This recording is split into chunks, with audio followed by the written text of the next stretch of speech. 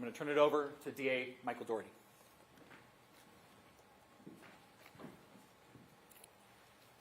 Good afternoon. I'm Michael Dougherty. I'm the District Attorney for Boulder County. I appreciate the members of the media who are here today so we can help provide this update to a grieving and traumatized community. What you see here today is us standing shoulder to shoulder, ensuring that justice is done in response to this tragic and terrible attack. We stand united in denouncing hate, terror, and violence in this community. We're united in condemning acts of anti-Semitism, hate, and violence, and we're also united in a strong response to this horrific attack. I stand with this community and the people of the state of Colorado against hate and terror. And we are united in our commitment, both at the federal level and the state level, in pursuing and securing justice for the victims of this mass attack and for the communities that we serve. Boulder is a beautiful and special place, but we're not immune from mass violence or hate crimes, including violent acts of anti-Semitism that impact far too many communities across this country. And yesterday afternoon, on a beautiful day here in Colorado, a number of people participated in a peaceful walk and gathering on Pearl Street here in Boulder. It is a place where a lot of people gather every day. And the ones who joined in this peaceful gathering are now the victims of a senseless, unjustified, and horrific mass attack. And to all the victims, their loved ones, and to this community, I promise you that each one of us up here today will work tirelessly to ensure that justice is done and the defendant is held fully accountable. I want to recognize, as the U.S. Attorney did, the response by community members who helped in the minutes immediately following the attack and came to render aid to victims who had suffered through a horrific attack upon them. Also, I want to recognize the courage and the rapid response by the Boulder Police Department, who once again were called to respond to a truly horrific attack upon innocent members of our community and responded without a second of delay. I will highlight for you that there were 16 unused Molotov cocktails that were recovered by law enforcement in the hours after the incident took place. 16.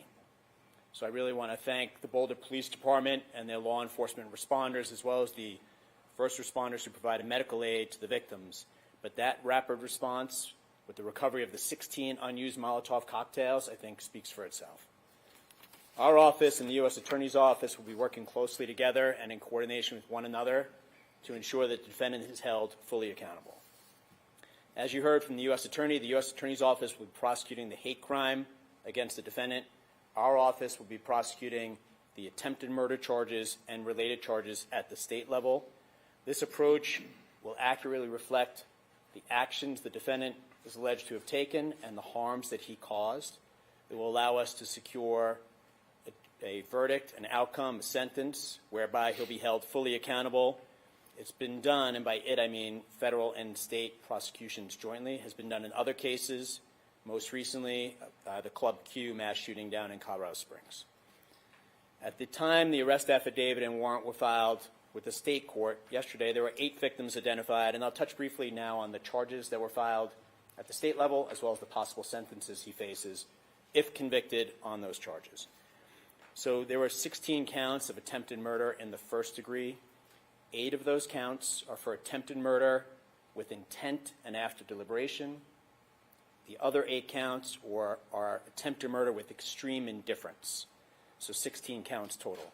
If the defendant's convicted and those counts are running consecutive to one another, he would face a maximum of 384 years in state prison. He's also charged with 2 counts of use of an incendiary device. If convicted of those charges and they run consecutive, he would face a maximum sentence of 48 years. He's also charged with 16 other counts of attempted use of an incendiary device. And again, if convicted and if they run consecutive, the maximum on those counts would be 192 years. So 384 years on the attempted murder, 48 on the use of the Molotov cocktails, and then the attempted use would be 192 years. The judge set a $10 million cash-only bond on the state charges.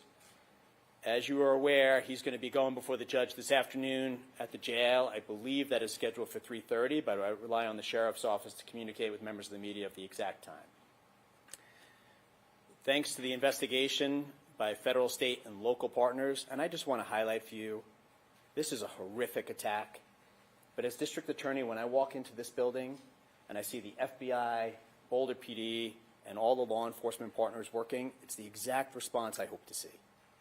The teamwork they demonstrate, the work they put into it. If you were downstairs right now, you'd see incredible law enforcement officers and investigators working calmly, professionally, and tirelessly to ensure we get all the information we need to get the right outcome in the criminal cases that the U.S. Attorney's Office and my office will prosecute. Through their work, we've now identified 4 additional victims, so there's now a total of 12 victims. And as you'll hear from the FBI Special Agent in charge, we're going to continue to encourage victims and witnesses to come forward and contact law enforcement. But we now have 12 victims, and on the later this week, we'll be filing formal charges against him. That's our normal process. So the filing of formal charges by the district attorney's office will reflect 12 victims, and if more come forward, additional victims as well. On my final note, what I want to stress is this community has experienced too many tragedies: fires, floods, and mass attacks. But each time I've seen this great community respond with strength, resilience, and support for one another. I trust and hope that that will happen again now. That for the many members of the community who have come forward before to help one another, to support one another, to comfort one another, that will happen again today and in the weeks, months going forward. That once again our community will rally to restore peace and to bring support and comfort one another during this dark hour. As your district attorney, I want to remind the members of the media and the community that the defendant's innocent unless and until proven guilty, and the charges are merely allegations. I'm going to turn it over to the special agent in charge.